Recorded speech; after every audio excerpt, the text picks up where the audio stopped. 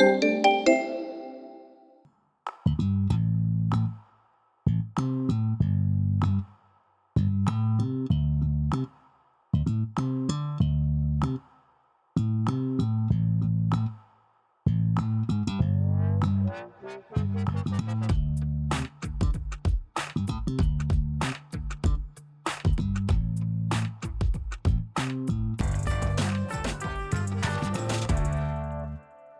Dr. Smith, perhaps we can start by talking about what is a culturally responsive curriculum. Hi, thanks for this conversation. I'm so excited. As you can tell, I can't stop smiling.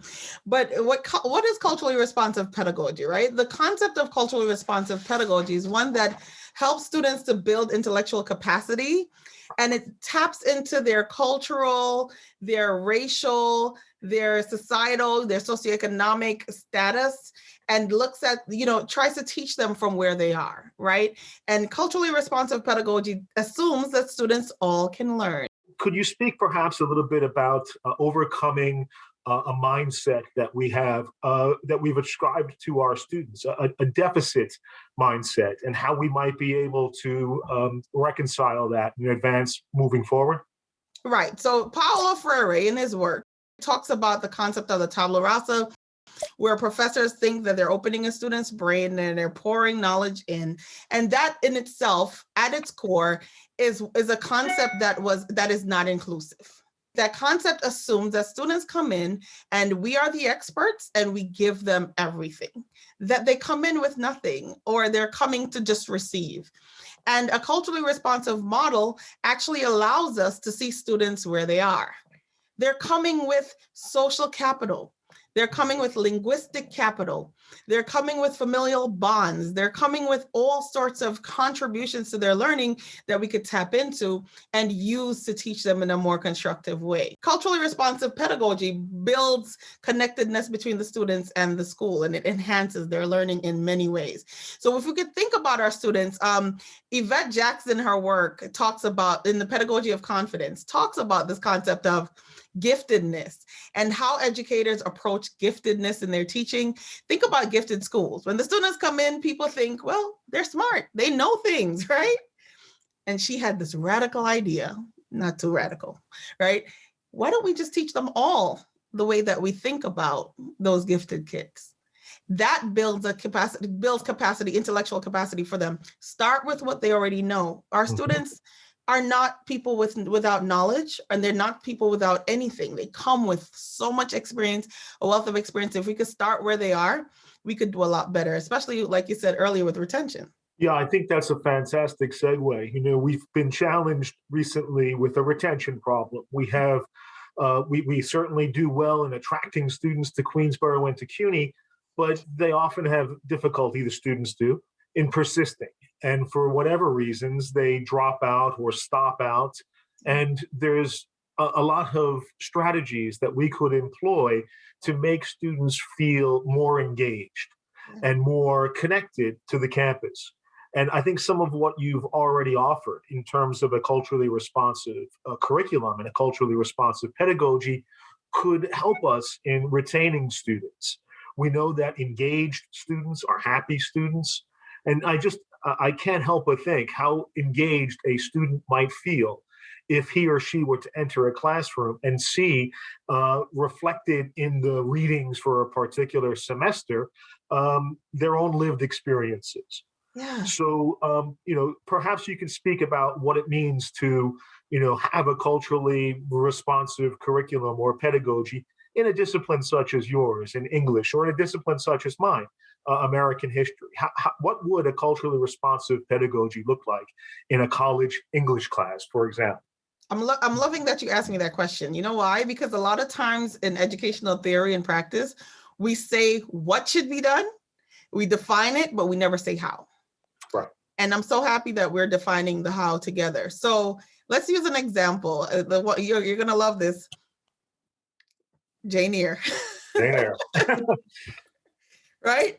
That it's kind of part of the literary canon. We all teach Jane Eyre. It's so wonderful. It's such rich literature. But how many of our students know about Jean Rees, right? Who's written the Wide Sargasso Sea from the perspective of the woman in the attic. And John Rees gave her life. She gave her breath. She gave her a voice, the only thing she had in Jane Eyre, or has in Jane Eyre rather, is a screaming voice, a mad woman's voice. And then John Rees gave her personality and character and built her as a person from somewhere, and actually situated her novel, Wide Sargasso Sea, in the context of colonialism, right? Right. How walking into my college classroom and hearing this story, I was like, wait a second. It gave me another perspective to critique, not just Jane Eyre, not just literature, but society. What happens to the person in the attic? How is it that we never thought about her? All these years of reading Jane Eyre, never thought about her. Another example, right? Joseph Conrad's Heart of Darkness. Heart of Darkness. Okay, very difficult read, but again, canonical. Canonical, that's right. We hear about the headless or mindless people. I can't even quote all the words, but then we never think about the Africans who he was describing without even calling them anything, right? And then Chinua Achebe comes forward and writes Things Fall Apart. Same people, except now they had names. We have Okonkwo.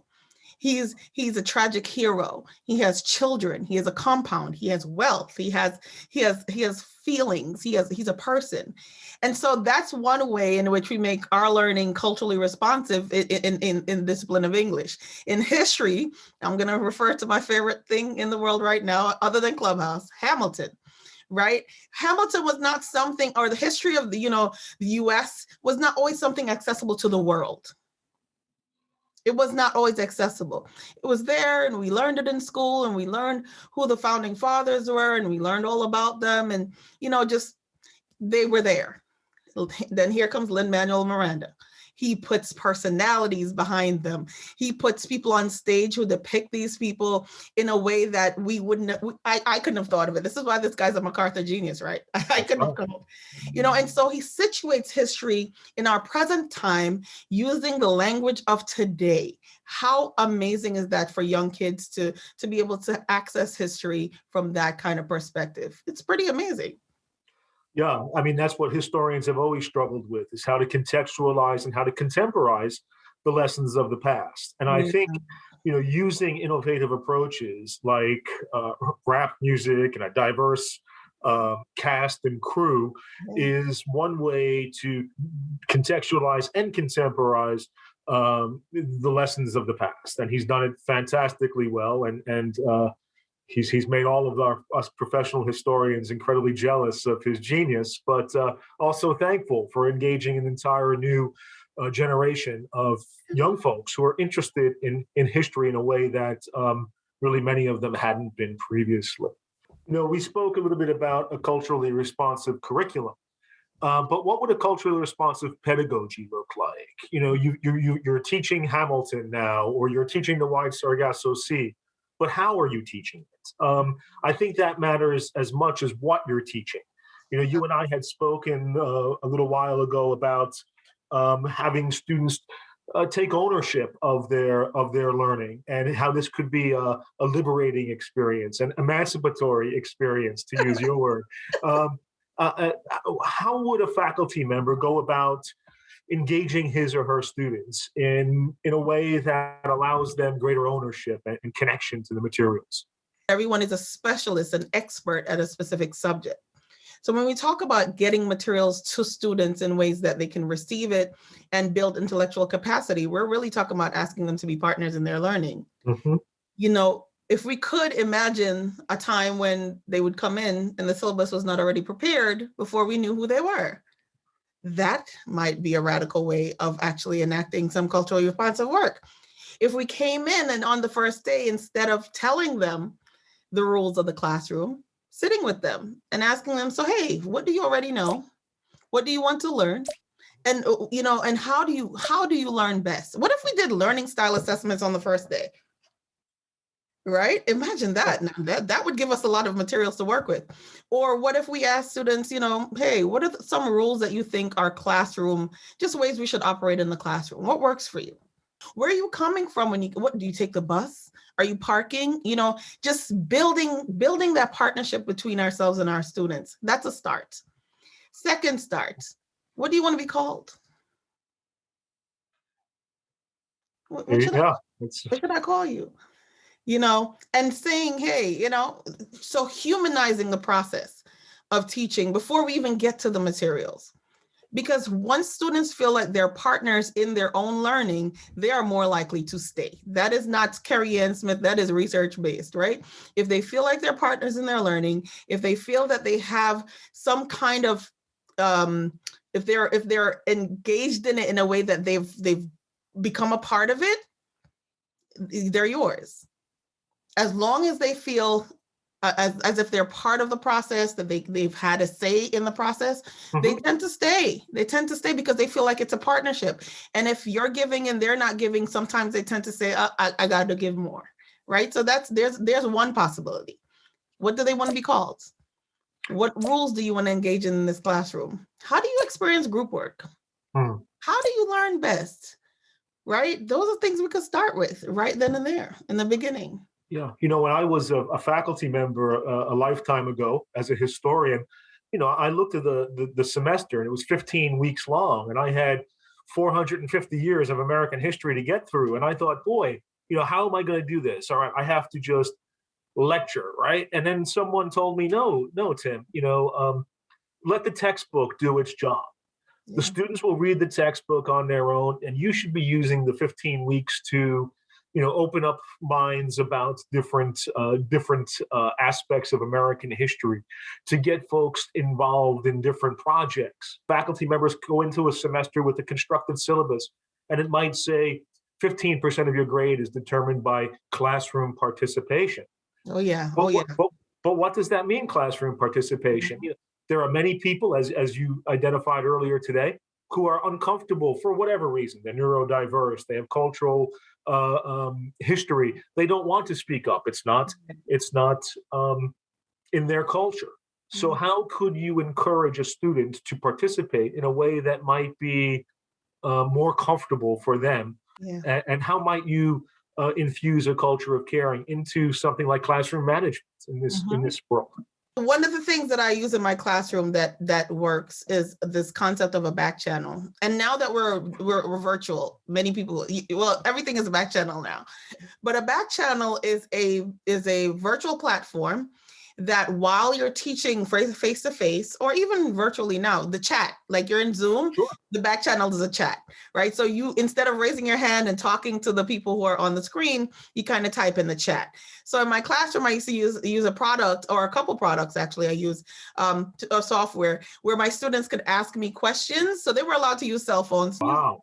And for learning, and they would just, take their phone out, type on the back channel, or because my class is, I ask students, everyone has to speak every day. Speaking does not mean from your mouth in my class, right? You have to have something to say, something critical or some kind of analysis to offer. And so because I have that rule, I've created a back channel. Many educators use back channels like Twitter or Go Soapbox, or there was another one that they've now gotten rid of, where students could go on there and instead of just talking to each other, because for all the reasons you listed, they could just write an answer and the answer comes up on the screen while we're talking. So they're still part of the conversation without having to raise their hands in the conversation and speak up, or even having to feel the pressure. Sometimes some students, you know what they do? They'd write their answers on the back channel, and then when it came up, then they'd speak out loud. So, it's so they felt more comfortable taking time to think, process, post, and then they would talk to each other. So that's one way that could happen. We could also, novel idea, give them the questions ahead of time that are going to be asked in class. We do it for meetings. We didn't do it today, but we do it for meetings, right? Why not give them the questions? What is there to lose about letting go of some of this power and giving students some of the power we wield as educators? Nothing. One of the things that has always attracted me about a community college is that they are laboratories for learning. And it's at a community college where you get all of these quote unquote radical ideas that are first tested and perhaps validated or found to be groundless. But it's a place where you can innovate in your Right. pedagogy, you can innovate in the curriculum. But what we're discussing here really isn't innovative. No. It's something that has been around for a quarter century.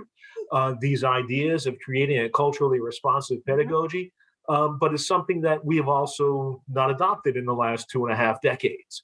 So, I really appreciate your leadership here and the support of Dr. Mangino and others to try to get us to a more, as you say, modern place when it comes to how we educate our students. Yeah, like thinking back, right? 1994, I won't say I'll say I was in junior high school in 1994 when Gloria Ladson Billings was coming up with this concept of culturally responsive pedagogy. Well, not coming up with, but that's when her first piece the seminal piece was published, 1994. And it's been updated over the years, like Jackson has come forward, Geneva Gay, they're Jawanza Kunju, all these people have written in this subject area. And over the years, it's been developed, and it's gone from multicultural ed to anti-racist ed, and it's gone through many iterations, but the concept is the same. It's the same concept that Bronfenbrenner came up with many moons ago. It's the same concept that Vygotsky talked about many moons ago. Meet students where they are, build the capacity, build the intellectual capacity from where they are, understanding that they're bringing something to the table. It's not a novel idea. It's, so if we don't catch up, like you said, then we're going to get left behind. We had spoken about some of the unique challenges that we find with our students in community colleges, and they have a lot going on outside of the classroom. And a lot of it is anxiety inducing, and the last thing that we should be doing as educators is adding to that anxiety, giving these high stakes examinations, providing them with a syllabus where they don't recognize any of the characters or the authors who happen to be discussing the themes. As we're building a culture of caring, and as we're trying to build a curriculum that's responsive, I would anticipate that we'll get kickback from faculty members who say that we're watering down the curriculum, we're dumbing down the disciplines, we're not social workers, we're educators. Why do we care about what's going on outside of the classroom? How are we going to deal with that kind of resistance? I won't say hostility, but I don't even know if it's resistance as much as it might be fear. Ignorance. Yeah, ignorance, fear. So how might we have that argument or that conversation, I should say? Yeah, I think it's a conversation. Yeah, I think you found the right word there. That conversation is more like it. How is it watering it down? I don't want to combat the argument. I want to engage it in a sense. If we are in a space where we could get students to stay, we could all think about that one teacher who made learning horrible. That's right. For each of us. We can all think of that one person who made learning truly terrible. And if we could think back to why that was, there's a chance that they hurt your feelings, or they made you feel incapable of doing something that you knew you could do. They made you feel like you don't have sense, like you don't know what's going on. But then you could also think about the person who made learning just amazing for you. And what did that person do? They made things so crystal clear that you couldn't forget it. They made you understand a concept so well. If you ask any of my students, they'll tell you, when I taught them this book right here, Invisible Man, because I loved it so much, they loved it so much. And because they saw themselves in that book, they loved it so much. And because we could relate it right directly to their lives, ask any student I taught in high school in my other life, they will tell you, Invisible Man, they love it because I loved it. They love it because it related to them. There was nothing watered down about making the literature relate to them. There's nothing watering down about making students understand that, listen, it's called Pythagoras' theorem, but it could also be yours. You could create a theorem. You could come up with something to solve a problem. Or saying, yeah, I know this math doesn't seem like it makes sense. You'd rather learn how to do your taxes, but look at this. This is how we can apply it. One of the things that I've asked you to do is to help faculty by reviewing their syllabus and their curriculum to make sure that it's updated, it's relevant, it's reflective. For the life of me, I couldn't imagine teaching the same books semester after semester, but we know we have colleagues who teach Macbeth, 3 or 4 times a year. And they've done it because they feel it's one of the standards, and our students need to graduate teaching Macbeth. But I also know that there's faculty who change the readings every semester because they want to keep themselves fresh. They want to try out new ideas.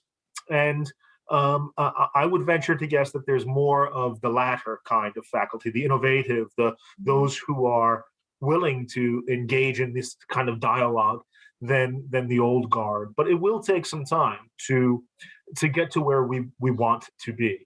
Okay. This isn't going to be a quick transition, and it's certainly not going to be like a light switch, right? It's going to be a slow and iterative process.